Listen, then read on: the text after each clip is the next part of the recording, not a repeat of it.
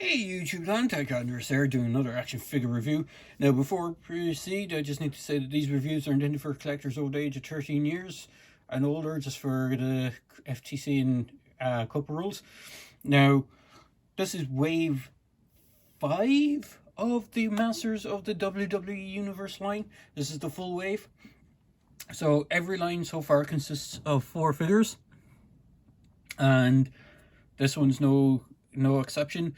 So the 4 figures in this lineup is Roddy Piper, the evil hot rod, over here. This is his box. Rick the Dragon Master Steamboat, or Ricky the Dragon Steamboat, heroic master of dragons. Becky Lynch, the man of WWE Eternia.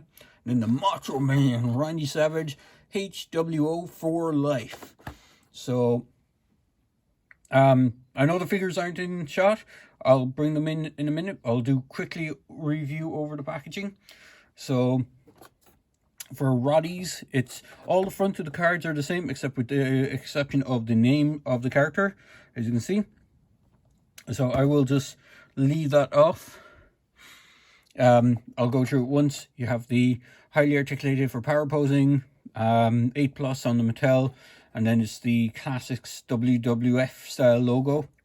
And then if I flip around to the box, yes, I ripped open my box, it showcases the other figures in this wave, which, as I said, is Becky Lynch, Macho Man, Roddy Piper, and Dragon Steamboat. So each one has a kind of gimmick that's supposed to represent a Masters of the Universe character. So for Roddy Piper here, it's battle armor. I won't say battle armor He-Man, but I think it's supposed to be more battle armor Skeletor.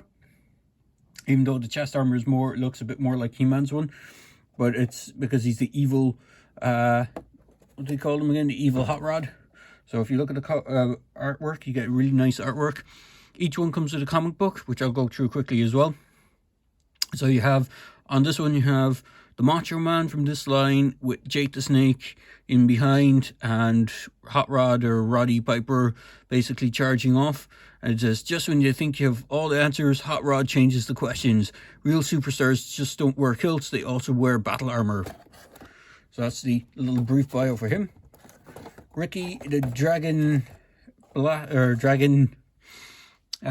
Steamboat. Now, I think he's more of a classic wrestling character. I'm not too familiar with him. But again, you have the detached armor for creature combat, or detached dragon armor for creature combat. If I flip in the side there, you can see there's actually an image of the Snake Mountain wrestling ring, which I reviewed. And again, it has Macho Man, Jake the Snake, and then it has a picture of him, and then his brief bio is armed with the devastating dragon blaster. Ricky the Dragon Steamboat fires up the crowd and brings the heat inside the ring. And for Becky Lynch, again, same thing on the front of the card, and then all different stuff. So arm the man with the staff and shield, twist into powerful battle positions. She has another image of her beating up Jake the Snake, which seems to be a running theme in this wave. Poor Jake seems to be getting the brunt of it, even though he's supposed to be an evil snake man warrior. So her brief bio is, she's defied odds, disarmed her opponents, and demolished every obstacle.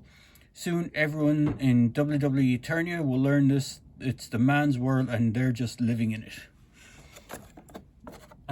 She's based on sort of the classic Tila style, whereas Dragon Steamboat was based on Dragon Blaster Skeletor. And then back to Macho Man. So again, so armed the Macho Mace, twist into powerful battle positions. And then they tried stopping the Horde World Order, revived Macho Man to take over WWE Eternia. When you're you're HWO, you're HWO for life. So you have another image of what looks like John Cena and the Ultimate Warrior laying at the ground. He's sitting on his throne that looks supposed to be, it looks more like the one from Castle Grayskull, but I think it's supposed to be Hordak's throne. And then just out of shot, you have Kane, which is the figure that was released in the following wave, which is the robot version of Kane. And again, you got Jake the Snake again on that. So, moving quickly along. each one of them has a comic book. Well, it's a one-panel comic book, so I'm just going to hold that there. So it gives a brief bio, brief story of basically Becky Lynch. Bring up Dragon Steamboat. So that's his one, has similar cover art. Ricky, the Dragon Steamboat, gives a brief bio, shows him facing off against Macho Man using his dragon.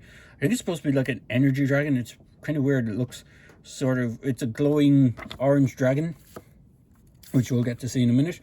We got the Roddy Piper one, which is facing off against Mr. T in this. So if I just hold that up for there, you can pause the video and have a read of it. Looks like he gets slammed into the slime pit, which is kind of ironic because if I bring in Macho Man, you see Roddy Piper being subdued with fake John Cena and Jake the Snake again. But if you look at this one, it actually has a not so much Masters of the Universe inspired, but it's more of a WWE inspired slime pit, because I think the slime pit on the Masters of the Universe one is a skull instead of a kind of panther head. So you have that, you have him in his kind of classic purple Macho Man look, and then you see him getting converted into the other version. So that's it for those. We'll move swiftly along to the figures, and I'll bring quickly in and we'll have a review of the figures. So moving quickly onto the figures, here they all are in their glory. We'll move on to Roddy Piper first. So he has the battle armor as seen. He comes with a couple of accessories. What's interesting is he comes with Skeletor's belt in red and has tartan stripes on it to represent the kilt that he was normally known for wearing. He has a white battle armor, which is also kind of set on his classic look. It's supposed to be the white t-shirt with Hot Rod on it. You can see he has a really kind of cool yelling face. In fact, I think he's the first one of these figures to actually have an open mouth. Most of them all have like a closed mouth or smiling faces or kind of like a scowl or something like that. As far as I know, he's the first one to have this more open mouth look. He comes with the classic He-Man, well, not classic, but the Origins He-Man axe. As you can see here, this is the He-Man one. So he comes with that as his weapon. And just like the other Macho Man figure, he has these removable plates that you're supposed to swap out and put in place for the represent the battle damage, instead of having like the battle armor rotation that you'd hit and press. You have to do it manually. Now, I'm not a big fan of doing it because I find that the clips on these are really tight and it's a really hard plastic, so I'm worried about snapping it. So I won't do the action feature in this, but as with the other figures, you can pop off the head. Now his head does seem to be a bit loose when the armor is on. His head is on a ball joint, but it doesn't seem to sit all the way down when the armor is on because of his hair. It does get in the way. It's similar to how the Undertaker's beard would get in the way of his armor, but when you took off the armor and had just a standard Master of the Universe body underneath, he would fit a lot better. He has all the same articulation. So he has a waist swivel, which does pop open the armor when moving it, because I think it clips off it actually smacks off the clip for the belt. He does have splits. He has knee joints, which are kind of slightly hindered by his blue knee pads. Unlike the other Masters or the WWE Universe line, he actually has the more classic standard Masters of the Universe furry boots, the kind of standard He-Man style ones. So that is a difference. Nearly all the other ones have either boots or those kind of shoes, which I'll bring in a minute when you have a look at the other ones. They either have like a leg boot with laces on it, or I think there's one or two that don't have that. But other than that, he's quite nicely sculpted, quite nicely articulated. He does have all the same feature as well as the Masters of the Universe, where you can pop out the arm, swap parts with the rest of the line. I should note as well, when I first got these, the joints were a bit tight, So a quick dip in boiling water and just slowly manipulating them, loosen them up a bit. We'll bring in the other kind of more unique figure as well, which is Dragon Steamboat, or Steamboat, what's his name, Ricky the Dragon Steamboat. So his accessory is quite weird. He comes with this big Dragon Blaster accessory. Now, unlike the vintage Dragon Blaster accessory, this is actually the one from the classics version of Skeletor, as opposed to the vintage one. It doesn't exactly clip onto the armor anywhere. I find that it can fit on his back if you just kind of manipulate it a bit. It shows it kind of on one shoulder poking out and doing the normal thing that Dragon Blaster does, but this one doesn't have it. It does have one articulation part, which is the head is on a ball joint. In fact, you could probably pop the ball joint off and put it onto one of these guys. You have this lock, which is straight off from the classics version, and I think it was on the vintage one as well. But the vintage one was in green, whereas this is more of a translucent orange plastic. And the figure himself is, as I said, he has those kind of standard, more wrestling boots, instead of the furry boots that some of the other wrestlers the Hot Rod figure comes with. He does splits. He has a scale pattern on his pants, so I would be wary about that paint rubbing off over time, but so far it's not too bad. He does have the standard joints, which isn't hindered because it doesn't have the knee pads. He has the boot cut, the ankle articulation, the arms can go out that much, rotate all the way around. All of these have the same similar articulation, with a few, well, Becky Lynch even has the same, with just a slight variation considering she's a thinner sculpt. His armor, and this is another interesting part, his armor is actually based on the Lords of Power Merman, which I think might be taken from the classics version of Merman. It has the additional spikes all around, and it has the spikes going down the side. I don't think the standard Origins one has that. Unfortunately, I don't have the Origins one to compare them to. And then he has the arms. These arms were, I think, first used on Finn Balor, and I think they're based on, I'm not sure which character they're based on, but I know they're based on one of the other Masters of the Universe characters. But overall, he's quite nice. The reds are quite complimentary. His boots are kind of slightly more orangey red, and you got a bright red, or kind of a kind of blood red for the pants and bright red for the gauntlets and the boots. So he does have some nice paint apps. And again, his head isn't too bad, not too much hindered. He does have long hair, just like Hot Rod does, so you can get some back, forward, not much back, but you can turn side to side, so it's not too hindered. Then moving quickly along to the man, Becky Lynch. Not too familiar with her wrestling persona. All I know is she's one of the, well, I'm not sure if they even call divas anymore. I think they're just called the wrestling superstars now. They used to be divas. I think they changed that, probably because people whinged.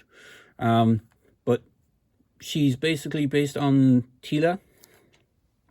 So if I bring in my Teela figure, you can see the comparison. So she actually reuses the lower legs, or the lower half of her body, with she has knee pads that kind of cover those unsightly knees that people were complaining about on the Teela figure. She even reuses Teela's shield and snake staff.